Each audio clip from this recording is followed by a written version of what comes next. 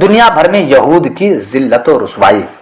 محترم سامعین و ناظرین، فلسطینی ہمیشہ اپنے وطن میں رہے، اسلام قبول کرنے کے بعد وہ کسی اور دین میں داخل نہیں ہوئے۔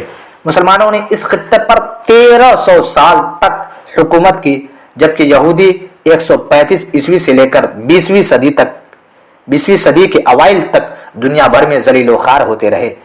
اگر تاریخ کی ورق گردانی کی جائے تو یہ پتہ چلتا ہے کہ یہودی قوم ہمیشہ اپنی سازشوں اور شرارتوں کے باعث نفرت و حقارت کا نشانہ بنتی رہی۔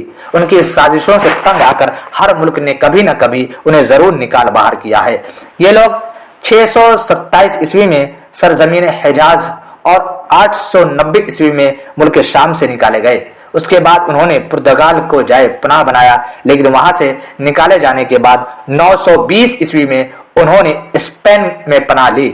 1110 عیسوی میں اسپین نے انہیں نکال باہر کیا۔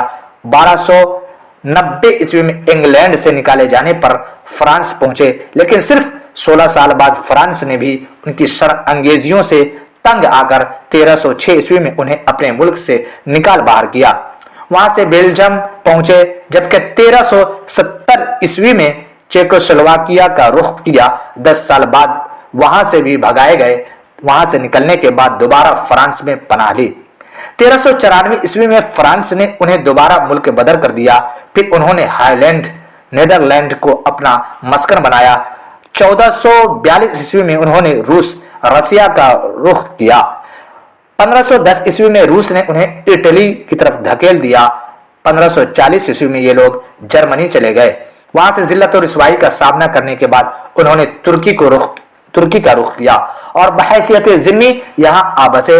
بدلتی دنیا میں انہوں نے تعلیم و تجارت، سائنس و صنعت کے ذریعے دنیا کے مختلف ملکوں میں اپنے قدم جمانا شروع کیے، لیکن اپنی سازشوں کے باعث ہمیشہ زیر عتاب رہے۔ 19ویں صدی کے آخر میں مغربی روس، ویسٹرن رشیا کے لوگ ان پر قہر بن کر ٹوٹ پڑے۔ انہوں نے ان کے مکانات مسمار کر دیے، سرے بازار ان کی خواتین کی بے حرمتی کی گئی۔ 70,000 یہود بمشکل جان بچا کر روس سے نکلنے میں کامیاب ہوئے۔ 18ویں صدی عیسوی میں کلیسائے انگلستان، چرچ آف انگلینڈ نے ان کی تذلیل کے لیے انہیں ایک خاص قسم کا لباس پہننے کا پابند کیا اور لوگوں کو یہ نصیحت کی کہ وہ ان کی ریشہ دوانیوں سے ہوشیار رہے۔ اس کے باوجود یہود اپنی حرکتوں سے باز نہ آئے تو ان کی آبادیاں الگ کر کے ان کے گرد لوہے کی جالیاں لگا دی گئیں۔ بالآخر ایڈورڈ اول بھی یہودی زعما کو نکالنے پر مجبور ہو گیا۔ الغرض یہ لوگ دنیا میں ہر جگہ معتوب رہے، لیکن تمام تر عرصے میں خلافت عثمانیہ نے انہیں پناہ دیے رکھی۔